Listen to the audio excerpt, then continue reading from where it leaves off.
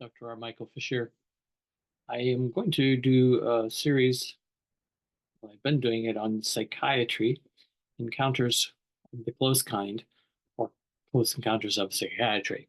And the reason is, for many reasons, I am a wannabe psychiatrist, but beyond that, which I've talked about in other videos in the series, which you can check out, check in my YouTube channel. This is number 5, and the warning here is for me interesting in thinking about a couple incidents that happened in the daycare center and on the street while I was driving my bike home from daycare work, and then a couple other things that all came together in a big collection where I'm starting to think about I have maybe a new idea or new theory to add to the quote fear responses that have been recorded in human behavior and animal behavior, uh, even plant behavior, if not even bacterial and fungi, the Monera kingdom, of responses and strategies to predators and to domination. So all of it is got to do with defense intelligence and what we might call the protective, the safety and security drives of the human being. So you can see I'm someone who's deeply interested in the motivations of human nature and all the way down through nature, if not even in the cosmos. So the point of maybe saying that there are a couple things we need to start with to get this talk underway. Besides the vignettes I want to share and the stories, both from the daycare or my bike riding home, a film that I remember watching and a scene that was very powerful. And all of it today is going to spin around what I'm just going to call stinkiness or shitness or skunkness as something to do with a fear response. So let's go through the fear responses before we get on to that particular topic. The fear responses generally they've been recorded by science and, of course, was observed by human behavior long before science was ever invented in earlier pre-industrial, pre-modern cultures. But going back to at least the most basic ones, let's go over them very briefly, and then that will fit in this theory I'm trying to build on perhaps a new and very important mental disorder and mental strategy, and just a whole strategy of defense that's really important as part of the fear responses. So we know fight, flight. These are fear defenses, or fear responses is what they're officially called. And that's really important to understand in mental health crises, in therapeutic world, in psychiatric world, psychology, and sociology, and all the domains really that want to look at human behavior. Now, fear as fight flight is pretty understandable. I'm not going to go into those details. You can certainly either have heard of it or you can look those up, what those responses are. Pretty obvious. You're going to fight or you're going to flight when you're sensed with danger. So that's called fear responses, right? So along the spectrum, then there was people who said, yeah, but there's also a freeze response. Stay still, right? That might be a really good strategy when in fear, responding to a threat. Then there was people who came along and said, yeah, well, there's also fawning. Fawning is where you play and placate yourself as an organism toward your predator or the threat to kind of woo it over, to perhaps make it not be so aggressive because you're fawning, you're submitting, and you're even idolizing the predator. More strategy there you could read up and think about. We can have a discussion on this video about all of those. But that's not the point of this video. And then the other two that I have also collated is tend and befriend, which is a more feminine, feminist way of organizing and female aspect to a fear response, which is to collect, tend, and befriend, just as it says. So psychologists have studied that phenomenon as well, but it's very not well known in the literature compared to those other ones I just named. Then I've added, in my theorizing over the last 35 years, fearlessness is actually a fear response. And won't go into that because many of my videos do, and that's another, again, we can have a discussion here on it more if you wish. So that's a very complicated one, fearlessness. But the one I think is missing in the series is what I'll just call this stinky problem, or the skunkiness problem. So using the word skunkiness, it's also related to craziness. So we'll get into that. It's also related to disgust. So one could throw out, okay, maybe Dr. Fisher today is talking about fear responses through disgust, or disgust as a fear response. And we'll come at this different angles. I think I'm going to I don't have an outline for this. I'm just going to be faking my way through it on a first go, because it's my first thinking of putting that in. And disgust related closely to hate. So it's probably not too hard for us to understand that hate is a type of fear response. When you fear something so much, fear of the other so much, as an alien, an enemy, etc., right, as that which is going to take you out or demean you or dominate you in some way, you can be disgusted at its behaviors, and you can be hateful of those behaviors. But that's the victim side. You can also be an oppressor and have a fear response and use your power and domination to hate others and to disgust others as part of your hate of them. So you disgust others, not discussing others, disgust the other, skunk them out, dominate them by shitting on them. Okay, now you get where I'm going. So this kind of crazy berserker skunkiness, hateness, shamingness, all the things that are circling around this particular fear response. I'm going to go to the film right off the top that really shows this scene very interestingly. And it's very connected to incidences I've seen with children, even my own children to some degree when they were very, very young. And I've seen it in other places of childcare situations.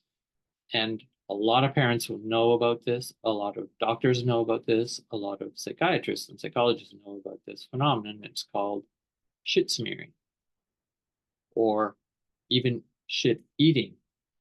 And these are not going to go into detail here, but the idea of the movie that I want to get you to go to as a first scene for really absorbing this fear response is Steven Soderbergh.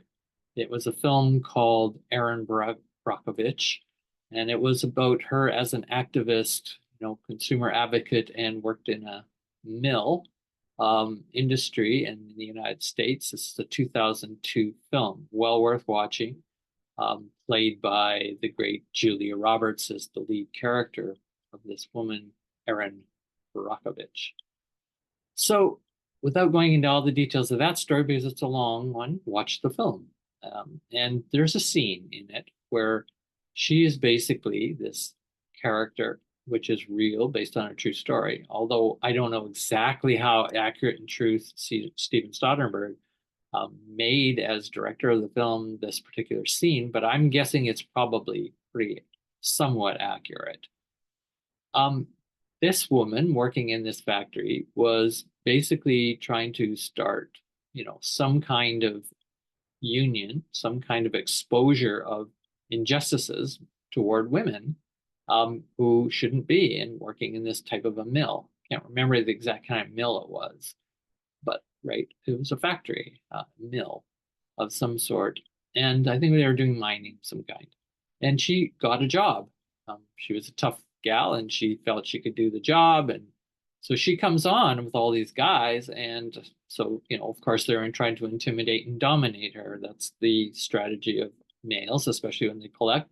They get in even worse.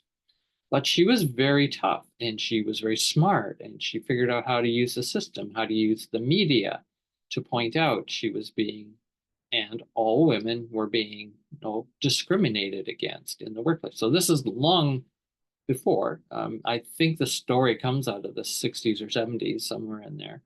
I could be off on that, but it's somewhere in there before a lot of the laws of, the rights of women to work in the male workplaces and so on was brought to the surface of public, social justice issues, and even made in law so women were protected in the workplace, etc. Safe workplaces, as they call. So it wasn't safe for her. So you can believe there's a ton of fear. And it wasn't safe for the men that a woman could come and do their job. Now that wasn't safe for them. See, so now we're talking a fear responding system. It's like a fear ecosystem. And this is my specialty, is fear, you know, or may not know. And that I'm interested in what are all those responsive systems and strategies that are used that also can play into really a type of pathology. And that's why psychiatry is really important as a particular specialized study on the pathologies of human behavior.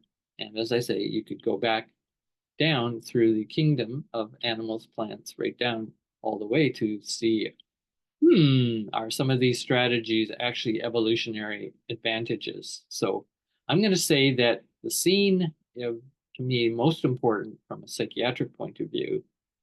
So we're going to move out of the political and sociological and psychological somewhat to get down, really drill down into this psychiatric and criminological aspect of the film. Was a scene of when the men had been felt so threatened by what this woman was doing and exposing the problems in the mill, and that mill were no longer going to probably be able to dominate, and it was becoming a public issue, and it didn't look so good for the men, and it didn't look so good for that industry. But the men who worked around her, whether they were operating under the administration of the male leaders or not, or just the leaders within the gang of the workers, one day, Erin Brockovich goes out to work. There was another woman she got into work with her. Again, right, building this force. And it was by the time she had two women now, she goes into work into the locker room to get changed, and they open the door, and there's this horrible stench and this horrible reaction. And I say horrible, you can hear there's something very fearful and terrifying at the core, behind and underneath those reactions, right, of horror and disgust, because as they saw, the whole room was painted more or less marked like graffiti with shit. The men had done a job, and they had collected shit and had scrolled it all over the walls, her locker, on the floor. So there was no way that these two women could go into that locker room without being shat upon. Now, I'm not sure how the men dealt with that. Maybe there was a separation in the women's locker space and the men's locker space by then. I'm kind of guessing that probably happened, so they weren't going to despoil their own lockers, but they despoiled the entire locker room, dressing room for these two women. And that scene is powerful because the camera really scans through and you see the shit scrolled on like paint. Instead of spray paint, they used human shit. And so to be shit upon is the stinky problem. So that's the shaming, the disgusting problem. And it's pathological, no doubt. So let's now move beyond that and go to this basic experiences that one can have as a child, and as an adult watching and observing child, whether you're a teacher like myself or a doctor or whatever, a pediatric specialist. Children have been known to shit smear, and it's part of the psychiatric literature and research on why do children shit smear and how do you correct that behavior? And it can turn into sometimes very pathological. All of these kinds of behaviors are also seen heavily at times in criminal systems, especially prisons, or conditions where mates of all kinds are put under very horrible conditions. And let's just say you're locked up because you're an activist of some kind, or you don't belong in the society and you're being dominated, maybe treated cruelly and unfairly, maybe not, but you are locked up in a situation where you're absolutely helpless or feel helpless, right? Could be perceived helplessness, hopelessness. And under this thumb of oppression of the dominators in the particular situation, well, sometimes people will spray paint the walls, they will scratch and destroy things in their cell, and they will smear shit in their cells as well, even with them inside it, so that it's disgusting for the prison guards to come in, or those who are dropping off the food, or the entire institute starts to smell up, right? Even though you're behind the locked doors, they have to open the window of the door to feed you. And the moment they open the door, they get this huge, disgusting smell. So the strategy is like a skunk, isn't it? The skunk is a fine, lovely little animal and even can be tamed. But when they're in the wild and threatened, they have a skunk gland, right? A musk gland. And many creatures have this. Even as I say, plants also have these defense techniques, and they will squirt out the juice, which is highly toxic and just smells horrible. That's its main. It's not so much like an acid or anything, although some of them are pretty strong and can be acidic like. The chemical itself is just of an incredibly evolved particular smell that is just abhorrent to the potential predator. And so a coyote, for example, if it gets sprayed by a skunk, and again, this is similar to, could be porcupine with its needles, right? As a defense. But the skunk just has a very simple one. It's just stink up the environment and stink up your predator. See how it's very similar to what I just talked about in the jail? Very similar to, but slight twist on it with the Aaron Brockovich scene in the movie. But all of those are approaches to trying to both use stinkiness against someone and or use, and you could be a victim trying to use stinkiness against your oppressor. You could be the oppressor trying to use stinkiness against your enemy. All of those have to do in the realm of shame. And I've always said shame is a cousin of fear, just like guilt. You cannot take them apart from a fear phenomenon. So I'm just going to call them all fear strategies. And the stinkiness or skunkiness is a fear response, is my argument. Now let's go to a couple other examples of connection here as I, roll this film, this movie, this video toward its end.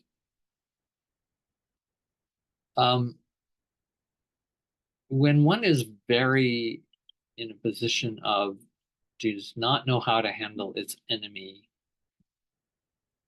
does not have regular access to weaponry, or doesn't choose to want to use access to weaponry, you can make a situation just shitty.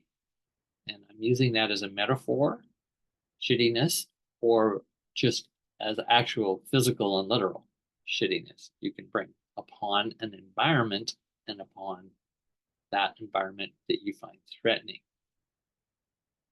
So another example of it all connected to this is just make it feel like or enact a type of destructivity, a despoiling, a dirtying.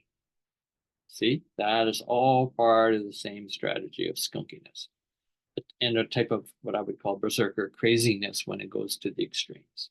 And some of those extremes I've given you already.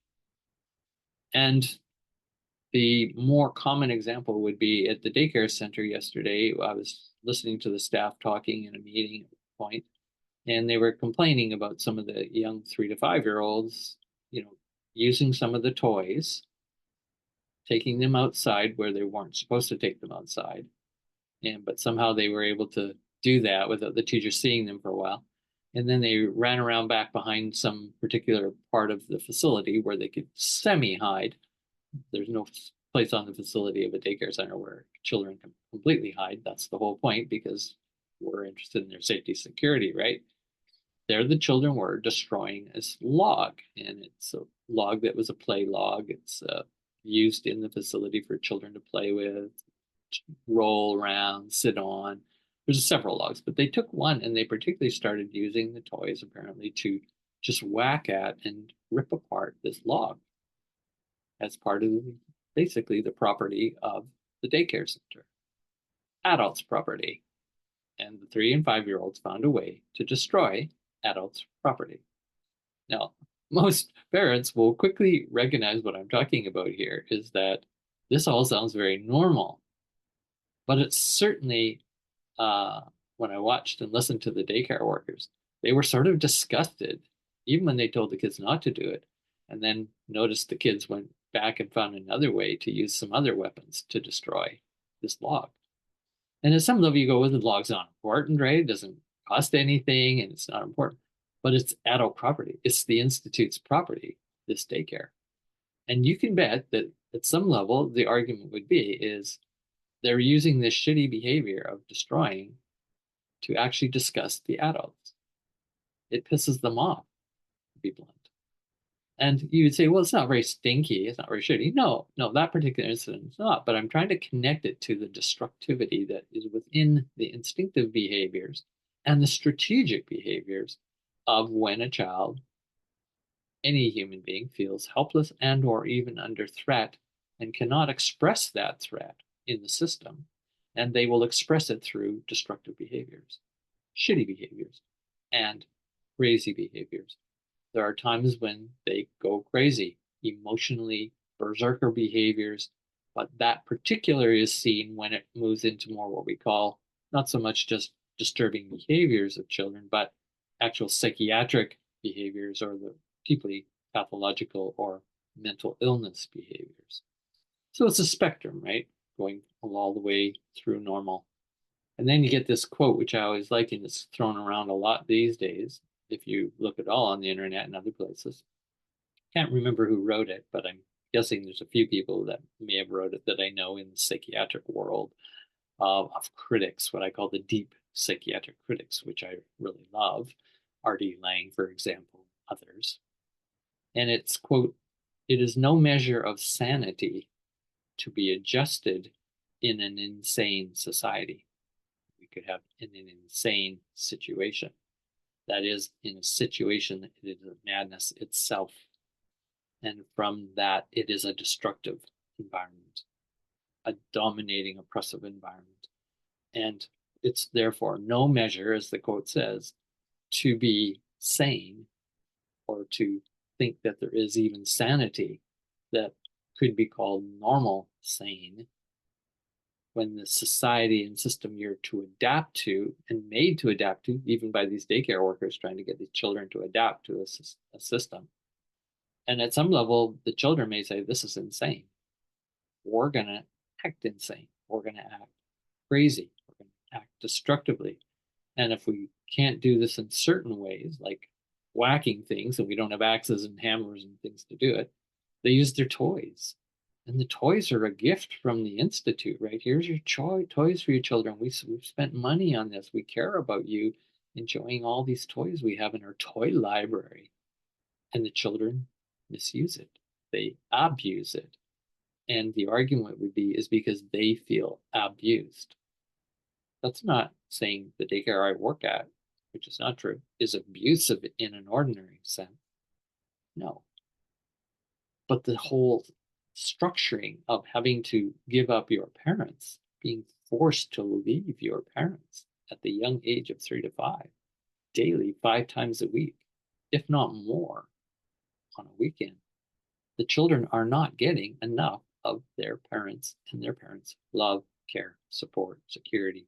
and a world where the child feels like they can be who they really want to be. When you come to the Institute, you are obeying a ton of rules. It is school. It is the institutional state-run, controlled system of daycare service. And that leads you into preparing as a child for schooling, kindergarten, grade 1, and all the way up. Then into the jobs, the job market, the ruling classes who own the labor of the people for the most part, and people have to work in their rules, in their dominating systems. And again, that gets us and connects us to why unions rebel and how they rebel and how they're suppressed by various modes of violence. So the word violence has to be connected to this fear response. So, you say, well, fight, flight. Fight is obviously a type of aggression and it could lead to violence. Yes, it could, and often does, as a fear response. So you can see the circle of all these connected words, from craziness to violence and so on, is all very connected. I think the last example I'll share, which is coming riding home from my bike that day from the daycare, was on the street, just as I'm standing at a red light, waiting for it to change. I watched out of the corner of my eye, and it was only brief because the light turned green and I was heading home and ready to go. But I watched there was a man with a hoodie on, young man, seemed to have some kind of pole, and I thought it was like a little camera stuck on a selfie pole. Maybe yes or no. I went by it so quickly, but that's kind of what it looked like. He's got a hoodie on. I can't see his face. Looking kind of up against this street pole, and he's got three huge guys, all police officers of different kinds. They seem to be not all the regular RCMP here in this town. There was some other officials, but they're all the big sort of guard tough guys. And they were obviously asking him and pumping him questions and had him under some kind of surveillance. Um, was he someone on drugs? Was he a criminal? Was he being apprehended? Yes, probably all of those things. But what I got to see was just a very small fragment, and what I saw was really something that interesting and disturbing, and it's not the first time I've seen it, and may not be the first time you've heard or seen this type of, I'm going to call it psychiatric behavior of the skunky kind, a fear response. And you can bet, you know, there's fear operating also in the big three guys who are going to apprehend, take this guy down. He was resisting arrest, is the way I saw it, what was going on. And they were debating, talking to him, and obviously got to a point just when I came, was there. Okay, enough is enough. You're not going to resist anymore. One of the big RCMP officers grabs him by the arm right here. I didn't see any twisting or behind the back or anything like that. Just grabbed him firmly and says, basically, follow us. You're coming with me. I'm going to drag you. The other two guys didn't pile on or anything that I saw. So, but then as I'm driving away, I'm hearing what this young man was doing. That's his reaction, resisting these predators, right? Dominators, oppressors, whatever he had determined that they were. And yes, they could be all of those quite easily when you feel you're a victim and maybe felt something's unjust here about being apprehended, and or you're just perceiving in a pretty psychiatric, pathological, crazy mode, or even a drugged mode of highly, altered state of reality, of extreme behaviors. And the guy started screaming like really loud, ouch, ouch, you're hurting me, ouch. And he got louder and louder, just screaming at times, and then ouch, ouch. I've seen this before. I've seen it in films. I've seen it on newsreels. It's a strategy activists have used, and it's a conscious strategy. I don't know if it was for this individual, but I've seen the conscious strategy, and it's been planned. is that when you're apprehended by the police and you feel it's unjust that how you're being treated, exaggerate everything they're doing to you as a really loud cry of like a child. And that's what went through me, is because I just come from the daycare center. I said, wow, that's like a childlike strategy of exaggerated screaming, yelling, you're hurting me. This is not fair. You're being mean. Just heard that from a mother talking about her, 4-year-old, 5-year-old, that every time, the mother tries to be firm with them and to control some of their behaviors, which, need to be controlled at times in the house, um, they're now, screaming back at her, you're mean, or daddy's mean. And it's a strategy. And it's horrible to hear that, right? So it's a skunky behavior. It's like you're spraying the environment, just like this young man being apprehended. He was spraying that environment all over the cops, number one, and whatever emotions that brings up in them, that they're so horrible and they're abusing this poor little child, young person, this young boy almost, right? He turns into like a boy. This is no longer an adult man. And the man adult is taking no responsibility because he's resisting arrest. He doesn't want to take any responsibility because he thinks probably it's completely unfair and he's being abused. And again, I don't know how and why he would perceive it that way. He may have his reasons, and some good reasons. Police abuse is real. It's not necessarily the norm of police behavior. No, it's not. Um, I'm sure of that, but it happens at times that abuse occurs when people have power like that. But this is all in public, and so people around are hearing it, people in cars, you just could not hear it. It's like the crying baby, right, that really cries hard. It just cuts right through our nervous systems. Okay, get it? This crying behavior that cuts through our nervous systems. It could be just like a natural, bonding, don't abandon me, I need something, Paul. Or it can be, I'm skunking the rest of the world. I'm going to make the rest of the world look really bad. And I'm going to make these police officers look bad. That's my strategy to get back at them. That's my power. It's the skunk's power to push the predator away. The skunk can't fight a coyote. It hasn't got the weaponry. The coyote will totally eliminate them, just like these 3 cops are going to totally eliminate this guy if they needed to. It's so obvious. That's why there's 3 of them for the first place. Never mind, cops are huge for a reason, mostly, especially when they're apprehending physically. So again, no weapons were used. It was all just hand to hand. And as I say, I didn't see any abusive behavior on the apprehension of grabbing the guy. And so it was exaggeration. So he was going berserk. So berserking is a strategy that's been used in military. It's been used in other forms of protection. I have often myself, and this is where I'll end the video, thought about situations where, if, like, I'm the type of guy, like I'll walk down the street, I'm always thinking predator-prey relations because I'm somebody, a fearologist. And I'm also thinking of really intelligent fearology, not just fear-mongering type fearology, which is the popular version of what fearology is. No, I don't use it that way at all. I use it in a very much more systematic and non-fear-mongering way. But I study fear all the time. So I'm always thinking and imagining and going, oh, what would a predator do in this case? What would the prey do in this case?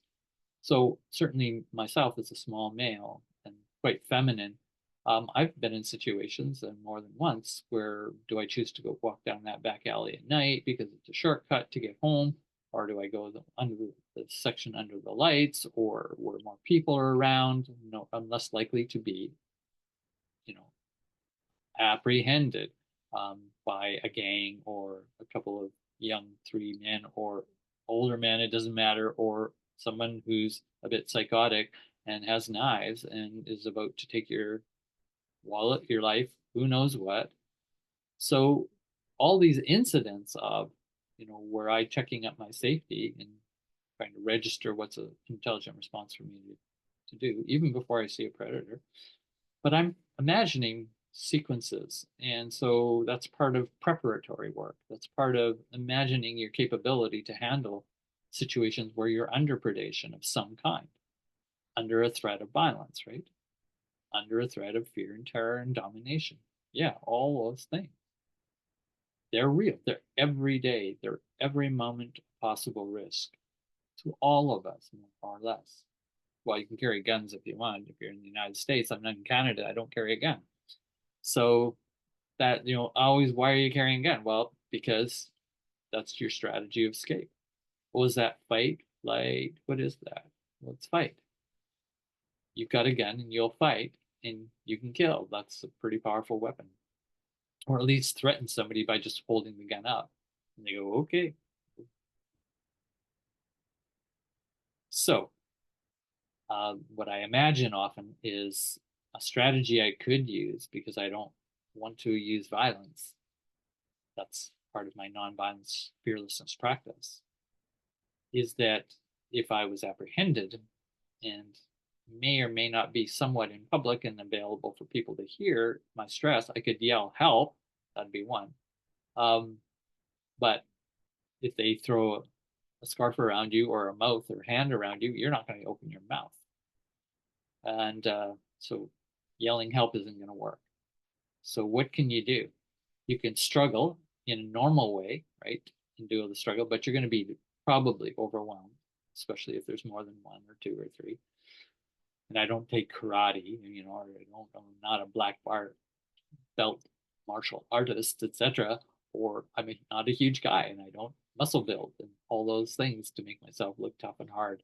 So if you just want to be a human being without having to do all those defensive skills practices and build yourself up to that image of being horrible looking or scary looking, a strategy I thought of many times, and I probably have even slightly used it in certain situations, but we won't even go there. That's a bit complicated. I've used the strategy or thought in my mind of, well, I'll just be skunking. I'll use a skunking strategy.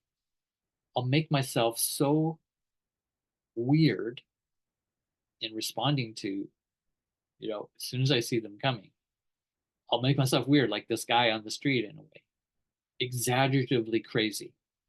I will go berserk. And I'm not going to fight them off. See, I'm not going to fight them off. I'm just going to go berserk. I'm going to act like a totally crazy human being, and my whole body is going to go into this act because I'm actually capable of it. And children are capable of it. And all kinds of people are capable of going into acting crazy, say, acting schizophrenic or whatever, right? If you're a street person. And that is a real turnoff. That's the whole point. We want to turn off our oppressor dominator in a way where we're not being violent and turning them off. And that is a compassion. So I want to have compassion as I'm handling a defensive predatory situation like that of domination, if I can. And yeah, if I don't think that can work and I want to save my life, maybe I'll be definitely violent. Like, I'm totally capable of it. I know in my dreams I'm totally capable of. I've seen what I can do in my dreams. It's pretty disgusting what some of the things I can do. I'm very capable to imagine and think and act the worst violence of all kinds, the most disgusting kind, the most what we call heinous crimes. We have this word heinous, right, or heinous, and it's interesting in law because it's like the disgusting kind, and that is very close to evil.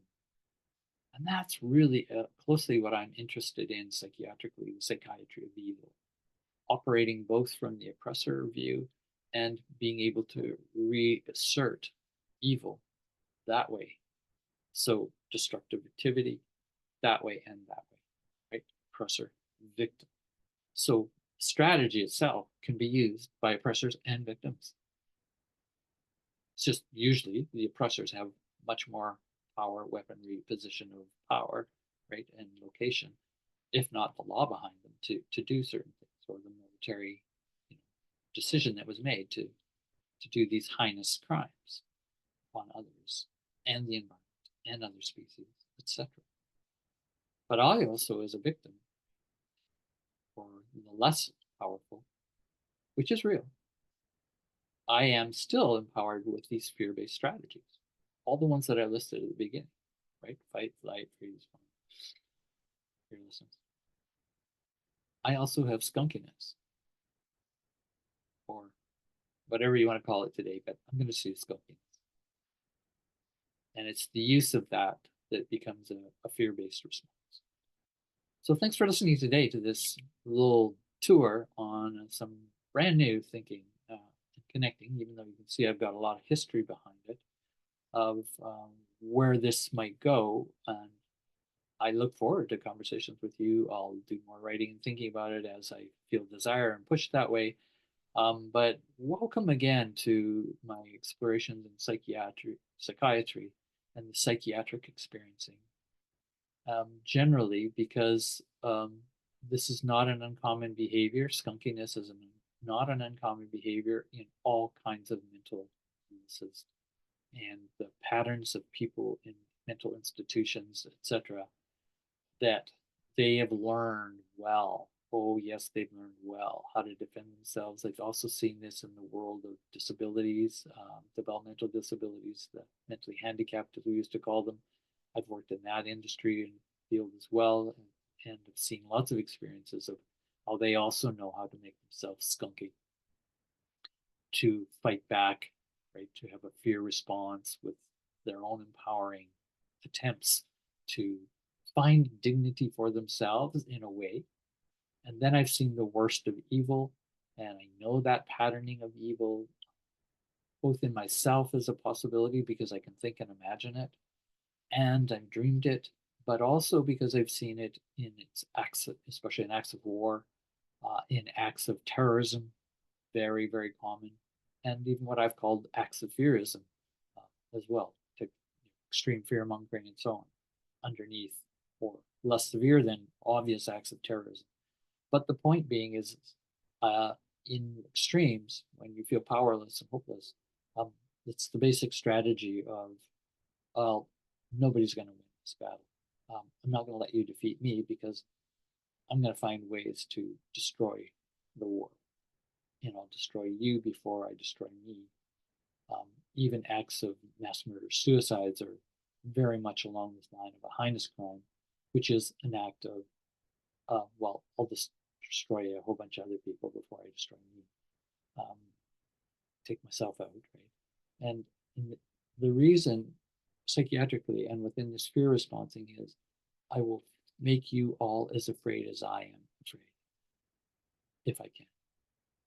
I have no other option than this fear as a weapon. Weaponizing of fear, connected to skunkiness today. Hope you enjoyed this talk. We'll look more and make comments down below and like the video if you want. Pass it on to your friends. I appreciate that. So there will be a film video and another one. Psychiatric 6 at some point, I'm sure. Welcome to this talk by myself and this field of fear studies.